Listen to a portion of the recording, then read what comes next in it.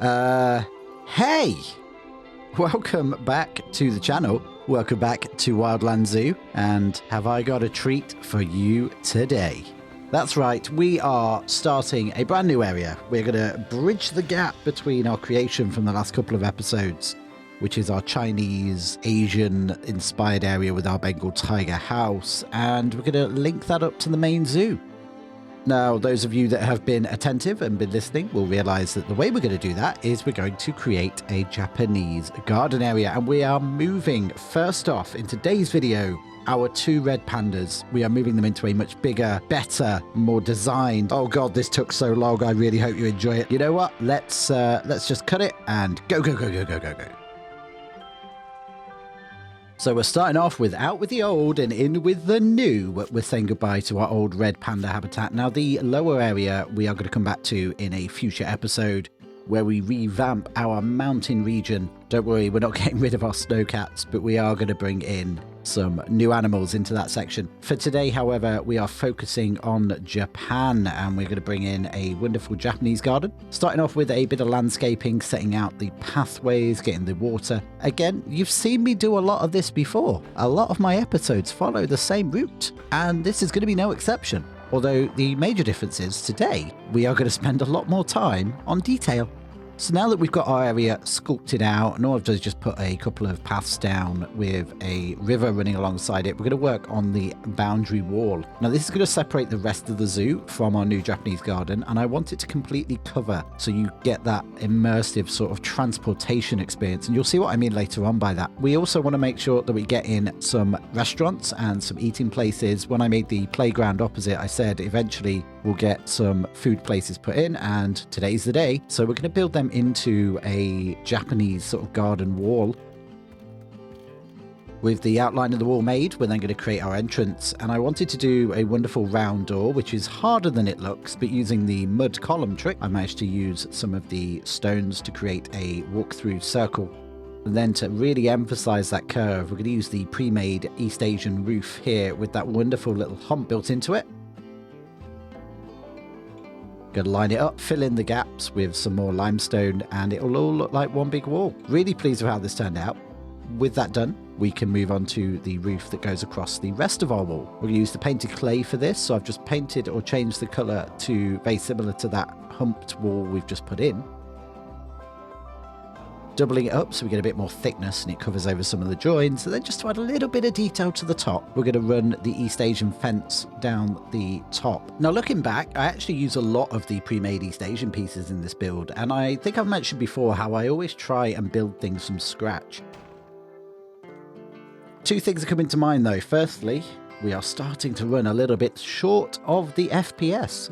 And secondly, these things are just so suitable that, hey, let's smush them together and make them not look like I've just plopped them down, but why not use them if they look this good? Now with the outer wall out of the way, we can start building up some of the more structural elements of the habitat itself. So we are going to do a dry moat, like we did with our last red panda habitat. This time I'm just going to keep it nice and simple. We don't want it to be the focal point, so we're just going to use some concrete blocks, little round over edges, drop the land down so that they can't climb on out, and it just kind of edges that path off and gets rid of all that messy landscaping that we get from the path being too close. It was at this point I thought the wall was looking a little bit too bare, so I went in and added a bit of a footer to it using the Indonesian bricks. Still love these bricks, and just by taking the colour down a bit, it edges it off really nicely. Okay, so that's the framework of the habitat sorted. Time to start doing a bit more detailing. So we're going to build a Japanese building in the middle here, and this is going to house the backstage for the red pandas. I wanted to create a very traditional theme parky Japanese garden, and all of the inspiration I found had this sort of house by a lake or by a pond, normally full of fish. Now we won't be putting fish in, but I think it's going to tick all the other boxes, and I hope you'll agree. To get there though, we're going to start off with a wooden floor that's going to make a bit of a pier. We're just going to edge that with some of this East Asian wood, which has got a multitude of colours in it and works really well in adding a little bit more of a realistic natural look.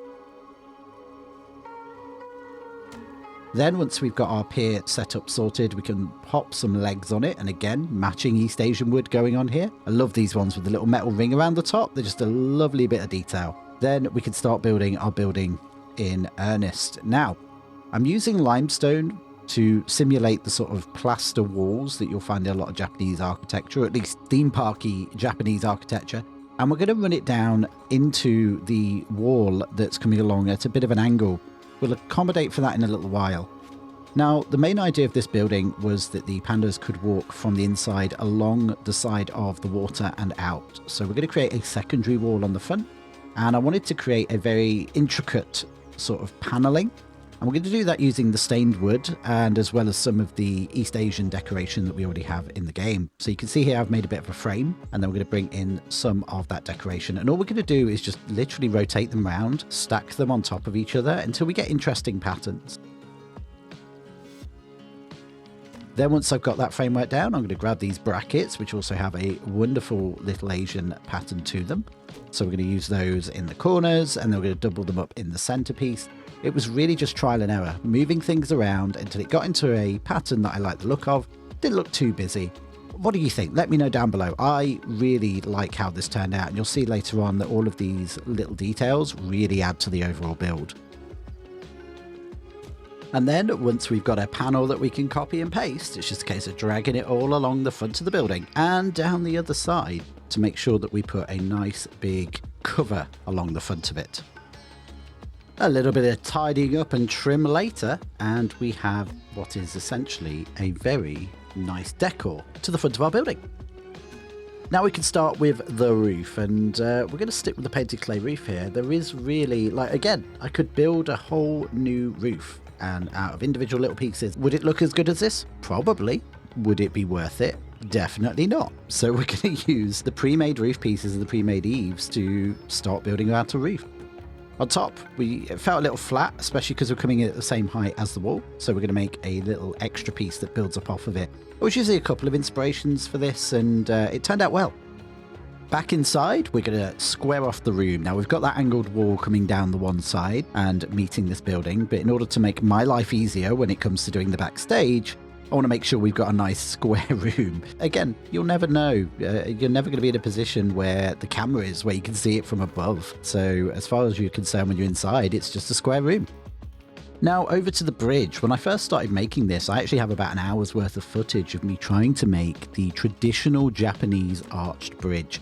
And then I realized that we're going to have a lot of things to drag your attention.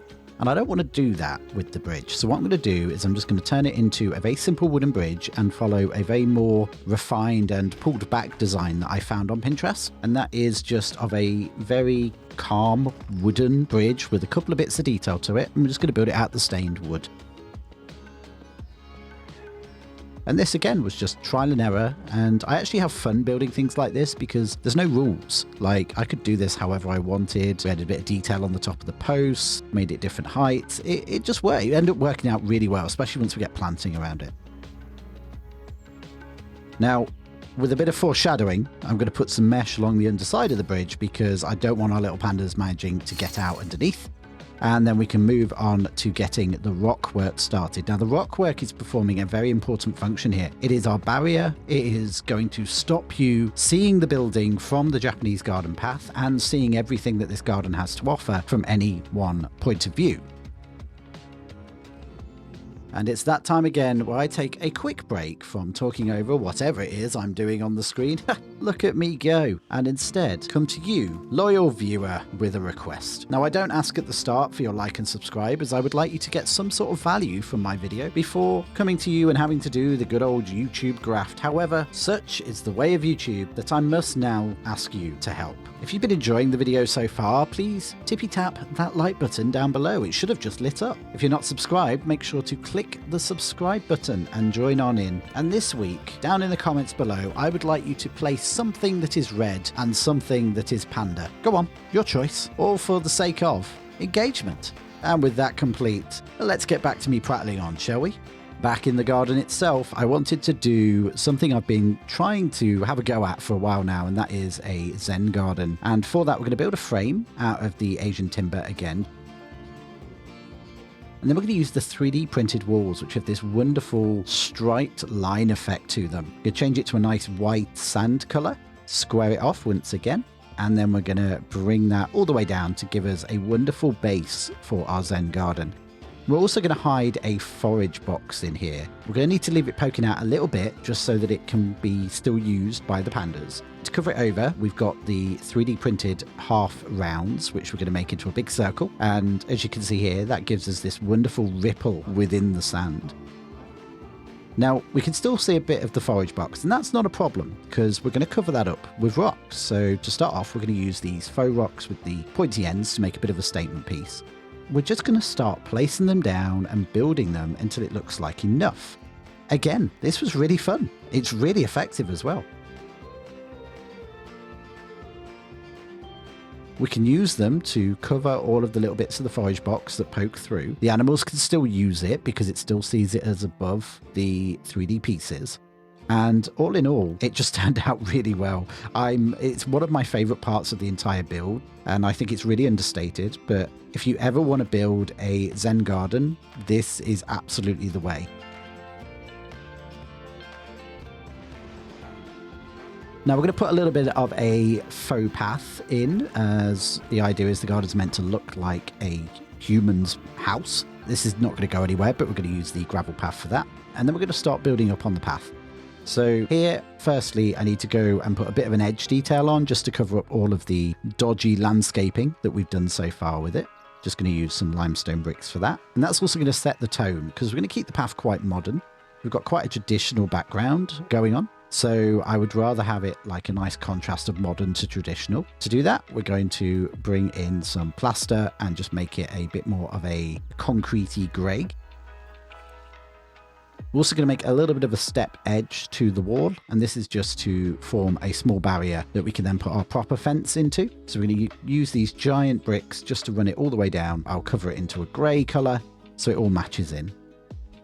On top of these, we're going to use the East Asian stone fence. Again, it fits the aesthetic really well. Why bother building something different? So we're just going to use these, going to leave a little bit of a gap in between each one, just to let a bit of that light through, and it just gives it a nicer shape. Now, I wanted to do a moon gate, and those of you that will have seen a previous entry into a build contest I did right at the very start of the channel will know I've already built one of these before. This time I'm going to go a little bit different. I'm going to use bigger stone.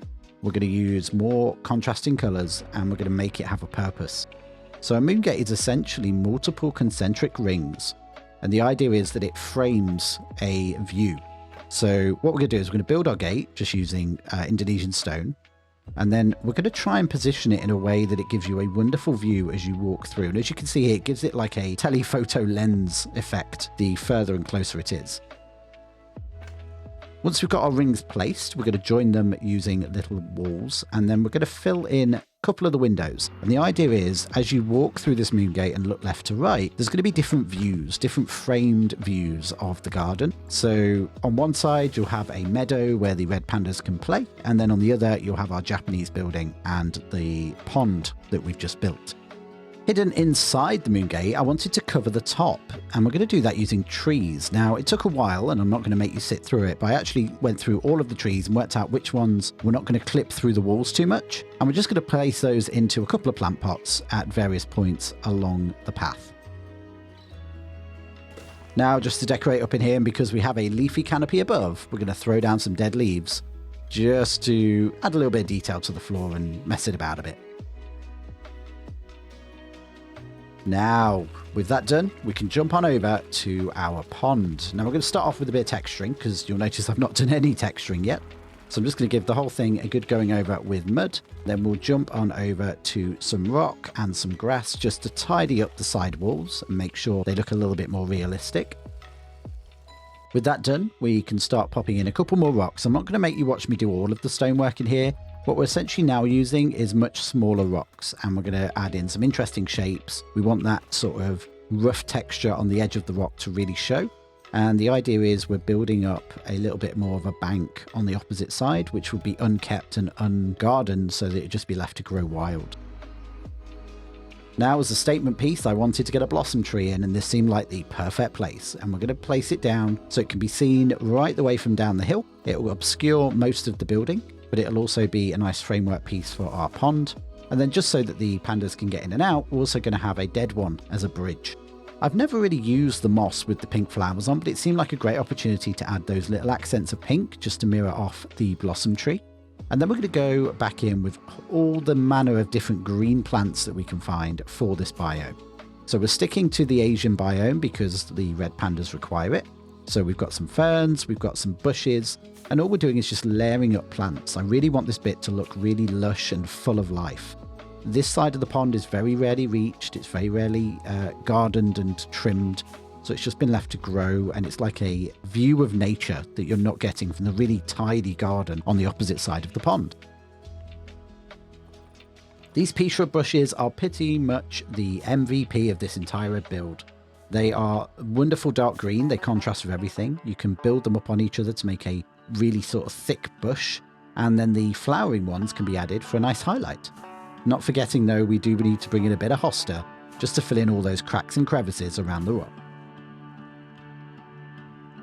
Now, to create a really rich pond base, we're going to go a little bit crazy with the faux rocks, and we're going to use a couple of individual larger rocks as well as the bulk sort of rubble textures, and we're just going to plonk them down everywhere. We're going to make sure that little parts of them are going to stick slightly above the waterline. We want to look like there's not too much water in here, and we want to really darken that base down. As for a water source, we're going to create a little bit of a fountain at this end. We're going to do that again using the faux rocks as a base, and this is just going to give us a nice little framework that we can build from. And we're going to use the pre-made waterfall box to give us the water texture. I really don't like these. I find them big and bulky and cumbersome, but this seemed like a good opportunity to use them. And as you can see, they give us a wonderful little waterfall effect. I'm just going to emphasize that up with a bit of water effects at the bottom, just to give us a bit more of a bubbling falls. Now, with the majority of the pond done, we're going to move on to planting, and we're going to start off with one big statement tree just to hide that building so you can't see the whole thing from one point of view. We're then going to go through and add in a couple of smaller trees, smaller bushes, and we're going to keep jumping back inside our moon door just to double check the view and make sure that we're putting things in the right place where they're going to make the biggest amount of impact. I wanted to put a couple of bits of colour in the pond, so we use the water hyacinths for that, just to add a little bit more of a contrast against those dark colours. And then a tamarind tree, just because it felt like it needed something in that corner. As you can see, even at this point, the photographic opportunity with this pond was brilliant. Outside of the habitat, we're going to go relatively sparse. I want some nice open green grass areas, so I'm going to just stick to bushes mainly, and we're going to use the white sage because this is such a wonderful model and it's such a desaturated green that it stands out. And again, we're going to bring back some of them bushes to really plump it all out. What I have also done, and I mentioned this in one of the previous episodes, was use the Scots pine and shrunk it right down into the floor, and it looks like a really small sort of mid-level bush. With the side of our Zen garden, we don't want to go too colourful, but what we are going to do is run a couple of these cypress trees down at different heights, just to give us a bit of cloaking on the wall. And I'm going to make it, I've specifically chose it in fact, to only just sort of be about the height of the wall or to peek up a little bit above it. And that means that when you're outside and you're looking across, you can sort of see the tips of the trees, but you're not able to really get an idea as what's there. And this whole habitat is all about making you walk around to see different views. Also going to bob them up and down a bit just so we get a little bit of variation. And then once we've got those set in a line, nice and neat, nice and tidy, we're going to fill that bottom edge in with more bushes just to bulk it out and give it a little bit of texture at the bottom. After all, it is a garden. We should have some plants. Finally, at least on this side, we're going to go a little bit crazy with some buffalo grass just towards the edges. This area is going to be less mowed, less kept, and it just emphasizes that ditch. And we're just going to place in a couple of enrichment items. First time I've ever used the giant wind chimes and actually feel like a sculpture. So it worked really well. Now, to get the pandas from one side to the other, we're going to have to make a bit of a climbing frame. We're going to do that using the wooden climbing poles. I've also then put a big one along the top there, and we're going to attach that on using a couple of metal rods. And then we're going to connect them all together with ropes. Now the idea is I want the pandas to be able to climb all the way across the top of the moon gate, and then as you're walking through you'll see them climbing above you. To make sure they visit the other side, we're going to fill this side with toys. Now the keepers can't reach here, so this is going to be more of an unkept meadow that's just there for the pandas to enjoy and get a little bit more privacy. we've got this big metal fence that we put up a few episodes back just to hide this area. I'm actually going to keep it because it forms a nice divide between this and what used to be the old red panda habitat. We are, however, going to mask it quite a bit more using some bamboo. And then I found these bamboo fence panel pieces, which I think just look wonderful. And I'm annoyed I didn't find them earlier because I probably would have used them more. Instead, I'm going to use them just to hide what will be our future red crown crane waterfall habitat. Again, we're just going to blend that in with some bamboo. So that we didn't have a massive climbing structure over this side, I did want to add a bit of height to it. So I'm going to do that by making a sort of bundle of rocks that the red pandas can climb upon and lounge about on. We use the faux rocks for that. And then to ensure that they can fully utilize this as a proper climbing frame, I'm then going to run through the middle of the rock and along the outside some of the climbable logs. And this works really well. If you get them close enough to the surface, they will walk up them but not sink into the rock. So I've done that in the background, and then I'm just going to put a couple on top so that they've got various ways of accessing each of the platforms.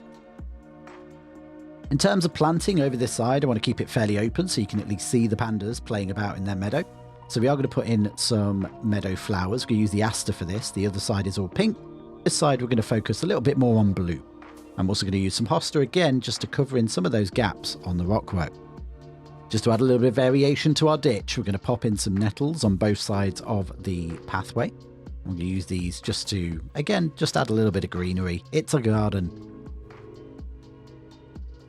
And then with the nettles complete, we're also going to go through and just add in a big bunch of grass. This is basically just to tie all the plants together. I'm really actually starting to like the long grass texture. So I've been using it a lot more, and I think here it really works because it kind of moves with the pandas. I felt like the ditches were still a little bit too empty, so I'm also then going to go in and just throw in a couple of bundles of faux rock, just as boulders and pebbles. Final detail staging now. We're going to start off by placing in some lighting. So I wanted this to be a nicely well lit walkway. So we're going to put these lanterns on each side of the viewing windows just to highlight them and draw your eye to them. I also ended up putting some on the building as well. And then just above, just to stop our little pandas climbing off of their walkway and down onto the path, we're going to put down a steel mesh. I'm going to use the Oceania net for this. This is very simple, just basically stretched it out to the size that the entire thing was, and then attached it to the top of the gate with some metal poles. Inside, we're going to make a relatively simple backstage, but I wanted to have them a couple of platforms and stuff to play about on, you know, in the rainy days. So we're going to build ourselves a bit of a metal framework. You can see in the background there, I've used the metal beams, as we have always done, to make a couple of sort of beamed walls. And then we're going to make ourselves some wooden platforms using the climbing log platforms from the habitat menu, and then just building a metal frame to hold them all up. We're also going to make ourselves a ramp so that they've got something to walk up and down. Again, we're keeping this fairly simple, but I think when it comes to backstages, simple kind of looks the best. You know, you don't really, I mean, I don't think you guys ever see my backstages very often in the cinematics. Maybe when we do a tour, we'll do a tour of all the backstages as well, but yeah, they don't really ever get much airtime, so I know they're there and I like them, but very rarely are they ever seen. I also created a couple of metal doors in the usual fashion, as well as a couple of detailing on the floor with the vents. Popped some mesh into our metal barrier walls, and yeah, we've got ourselves a fairly suitable backstage. Just going to fill it with straw and it's good to go. In the non-animal area, we're going to put down a couple of hose pipes, a couple of boxes, just finish up with a signboard. Again, as I mentioned before, it's not one of my backstages unless it's got some hanging tools on the wall. And with that, one of the longest single builds in my entire YouTube video history is complete. And I think it's okay for me to say that I am actually genuinely very proud to show you it. Let's go.